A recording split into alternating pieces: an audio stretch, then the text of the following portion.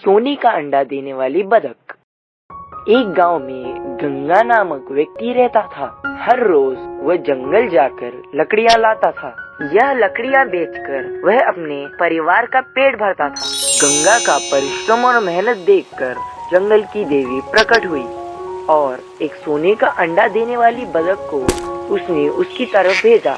वह बतख का बच्चा धीरे धीरे गंगा की ओर आया और उसके सामने ठहर गया। उसे देखकर गंगा को आश्चर्य हुआ और उसने कहा, तुम इस जंगल में क्या कर रही हो? यह बात कहकर गंगा ने अपने हाथ की कुल्हाड़ी दूसरी तरफ फेंककर, यह जंगल में तुम अकेली क्या कर रही हो? क्या तुम्हारा इस जंगल में कोई नहीं? मेरा कोई भी नहीं है, मैं अकेली हूँ। ओहो, तुम्हारा इस जंगल में कोई नहीं? मेरे भी कोई बच्चे नहीं हैं। तुम मेरे साथ चलो, मैं तुम्हें अपने बच्चे की तरह संभालूंगा। यह बात सुनकर बतख का बच्चा खुशी से उछल पड़ा। हाँ ठीक है। और गंगा के साथ चल पड़ा और बहुत लाड प्यार से गंगा ने उस बतख के बच्चे को अपने घर लेकर आया। उसकी लालची पत्नी ने कहा, आमदनी तो कुछ नहीं और खर्चा बढ़ा रहे हो, इसे ले आकर। कुछ दिनों में ही बतख का बच्चा बड़ा हो गया। एक दिन वह बतख ने एक अंडा दिया। वह अंडा मामूली अंडा नहीं था, वह एक सोने का अंडा था। वह अंडा देखकर गंगा का परिवार खुशी से उछल पड़ा। यह चीज देखकर गंगा की पत्नी उससे ज्यादा खुश हुई। पहले तो बतख उसे बिल्कुल नहीं पसंद था, पर अब वह उससे बहुत प्रेम करने लगी। उस दिन के बाद वह हर रोज एक सोने का अंडा दे रही थी। यह सोने का अंडा पाकर वो लोग दिन ब दिन अमीर हो रहे थे। कुछ दिनों बाद कुछ काम से गंगा शहर गया। गंगा जाने के बाद उसके पत्नी के मन में एक लालची विचार आया कि हम हर रोज एक अंडे का इंतजार कब तक करते रहें? एक ही बार उसका पेट काटकर सारे अंडे निकाल लेते हैं, देखते हैं कितने अंडे हैं और एक ही बार में अमीर हो जाएंगे। यह कहकर उसने बतख को काट दिया और देखा कि उसके पेट में कुछ नहीं है। यह देखकर वो अपनी गलती पे पछताने लगी और रो रही थी। यह सब चीज जानकर गंगा अपनी लालची पत्नी के ऊपर बहुत क्रोधित हुआ। यह कहानी से हमें यह शिक्षा मिलती है कि लालच बुरी बला है। पापा, शेर आया शेर। एक गांव में एक चरवाही रहता था। वह रोज भेड़ बकरियों को घास चराने के लिए पास के एक जंगल में ले जाता था। वह भेड़ बकरियां दिन भर घास खाते थे। वह चरवाही तो बहुत शरारती था, सबके साथ शरारत करता था। वह छोटा और नासमझ है ना, मस्ती करता है। आगे बड़ा होगा तो समझ जाएगा, बदल जाएगा। ऐसे कोई उसे कुछ नहीं बोलता था। ऐसे दिन बीत गए। वह चरवाही की शैतानियां तो बढ़ते ही जा रही थी। एक दिन हमेशा की तरह सारे बकरियों को लेकर पहाड़ी पर जाता था। पहाड़ी के पास उसके पापा और उनके साथी लकड़ियां काट रहे थे। आज किसी भी तरह इन सबको परेशान करना है, लेकिन क्या करने से इन सबको परेशान कर पाऊंगा? ऐसे सोच में पड़ गया। अचानक उसने एक सोचा और तुरंत बिना कुछ सोचते हुए जोर से, पापा शेर, शेर आया शेर, ऐसे चिल्ला रहा था। लकड़ियां काट रहे पापा के साथ उनके साथी तनाव में भागते हुए पहाड़ी के ऊपर पहुंच गए। आगे देखने से उधर शेर था ही नहीं। सबको परेशानी में देख वह चरवाही बहुत हंसते हुए कहा, आप सबने तो मेरे बातों पर विश्वास कर लिया पापा। हाँ हाँ हाँ। छोटा बच्चा समझकर सब उसे गुस्से से देखकर डांटते हुए जा रहे थे। वह लड़के को बहुत मस्ती सूझ रही थी। फिर सब वापस लकड़ियां काटते हुए व्यस्त थे। पापा शेर, शेर, सच में शेर करके चिल्लाना शुरू कर दिया। यह सुन के सब लोग एक क्षण विचार करने पर भी क्या पता सच हो तो सोचकर फिर से सब कुछ जहाँ का वहाँ छोड़कर चिंता में भागते हुए गए। पर वहाँ शेर ना होने से वह समझ गए इस बार उन्हें बहुत गुस्सा आया। हे फिर से मेरे बातों को मानकर धोखा खा गए करके हंस पड़ा। हा हा हा।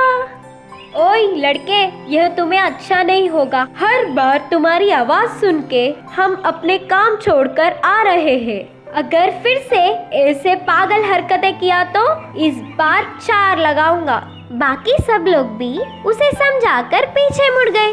उनका गुस्सा देखकर वह लड़का फिर से ऐसे ना करने की सोच रहा था।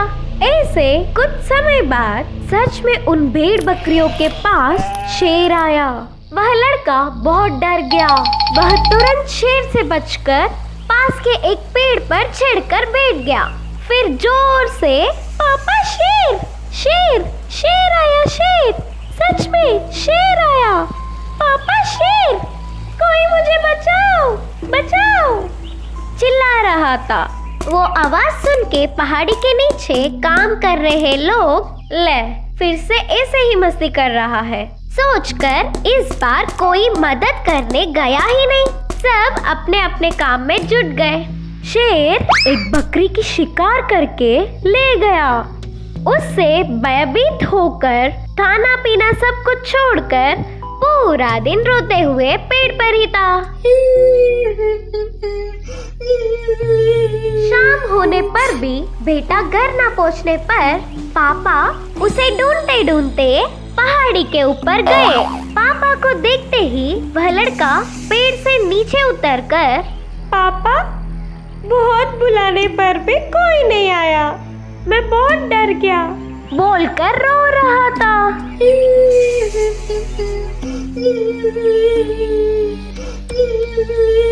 तब शेर एक बकरी को ले जाने पर पहले उदास हुए, पर बेटे की कुशलता को देखकर पापा ने सांस लिया। अगर एक बार तुम्हारा झूठ पकड़ा गया तो तुम्हारे सच बोलने पर भी कोई फायदा नहीं। उस दिन से वह लड़के ने कभी झूठ नहीं बोला। इस कहानी से यह सीख मिलता है कि हर वक्त सच ही बोलना चाहिए। अच्छे संस्कारों वाला बेटा। रामपुर नामक एक गांव में लीला और प्रसाद के 3 बेटे थे, वनराज, राम और संजय। वो तीनों अपने पिता के साथ खेती करते थे। वो अपने खेत में अलग अलग किस्म की खेती करते थे।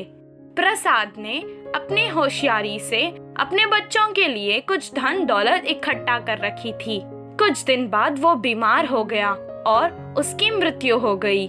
पिता के गुजरने के बाद उन तीनों भाइयों ने 30 एकड़ जमीन और 4 बैलों को आपस में बांट लेना का फैसला किया। 30 एकड़ जमीन को तो उन्होंने 10-10 करके बांट लिया, पर 4 बैलों को कैसे बांटे ये सोच रहे थे। ये चौथा बैल बेचकर जितने भी पैसे आए वो हम तीनों आपस में बांट लेंगे। तब दूसरे भाई ने कहा, हमें ये बैल नहीं बेचनी चाहिए। खेत के कामों में हमेशा 2 बैलों की जरूरत पड़ती है। हम बारी बारी से इस दूसरे बैल को इस्तेमाल कर लेंगे। छोटे भाई ने जवाब दिया, हाँ, दूसरा बैल क्यों खरीदे, इससे ही हम तीनों मिलकर इस्तेमाल कर लेंगे। चौथे बैल की समस्या हल हो गई थी तो तीनों भाई और उनकी माँ बहुत खुश हुए। जब जब उन्हें दूसरे बैल की जरूरत पड़ती थी तो वो चौथा बैल अपने साथ ले जाते थे। कुछ दिन बाद उन दोनों ने देखा कि राम रो रहा था। दोनों भाई उसके पास आकर उसके रोने की वजह पूछने लगे। तब उसने जवाब दिया कि उसका बैल मर गया है। तब संजय ने उससे कहा, परेशान मत हो भाई, हमारा चौथा बैल है ना, आप उसको ले लो। वनराज ने भी उसकी बात पर हामी भर ली। दोनों के इस फैसले से राम बहुत खुश हुआ। एक बैल से काम नहीं चलेगा कहकर कुछ दिन उसके चौथे बैल के साथ संजय का बैल भी ले गया। ऐसे ही कुछ दिन गुजर गए। कुछ दिन बाद संजय को अपनी बैलों की जरूरत पड़ गई। तब वो अपने बड़े भाई के पास गया और उससे उसकी बैल मांगने लगा। तब बड़े भाई ने जवाब दिया, तुम बहुत गलत समय पर आए हो, कल ही मेरे बैल का पैर टूट गया है। वो दुखी मन से कहने लगा। तब वो राम के पास गया।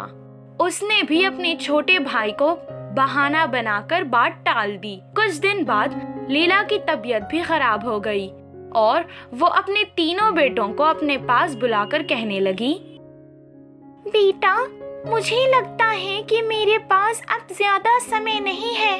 तुम तीनों मुझसे वादा करो कि हमेशा साथ मिलजुल कर रहोगे। इतना कहकर वो अपने हाथ से 4 सोने के सिक्के अपने छोटे बेटे संजय को देने लगी। तब राम ने कहा, सारे सोने के सिक्के संजय को देना इंसाफ नहीं है माँ।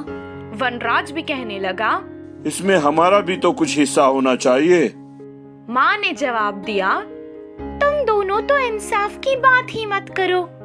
राम, तुमने तुम्हारी बैल बेच दी और इनसे कहा कि वो मर गई हैं, और तुमने चौथी बैल भी ले ली। और वनराज, तुमने संजय की बैल कितने बार इस्तेमाल की, पर जब उसे तुम्हारी बैल की जरूरत थी तब तुमने भी तो बहाने बनाए ना। तुम धोखेबाज नहीं, पर तुम्हें इंसाफ भी तो नहीं किया। लेकिन संजय ने हमेशा तुम दोनों को अपना बड़ा भाई माना है, तुम्हारी इज्जत की, और जब भी कोई मेहमान तुम्हारे पास आता था तो तुम उससे मुंह फेर लेते थे। संजय हमेशा उनका आदर सत्कार किया करता था। मैंने उसे तुम्हारी सारी सच्चाई भी बता दी थी। तब संजय ने कहा कि मेरे बड़े भाई हैं वो, अगर वो ऐसा कर रहे हैं तो जरूर उनकी कोई मुसीबत होगी। वो जितना भी कमाता उससे अपना और अपने परिवार का ख्याल रखता था। इसीलिए मैं ये सोने के सिक्कों को अपने अच्छे संस्कारों वाले बेटे को ही दूंगी। ये मेरा स्त्री धन है, इस पे सिर्फ मेरा ही हक है। माँ के ये फैसले को सुनकर दोनों बड़े भाई शर्मिंदा हो गए और अपने छोटे भाई के जैसे ही बनने लगे। इस कहानी से हमें ये शिक्षा मिलती है कि किसी जरूरतमंद की मदद करना भी अच्छे संस्कार है।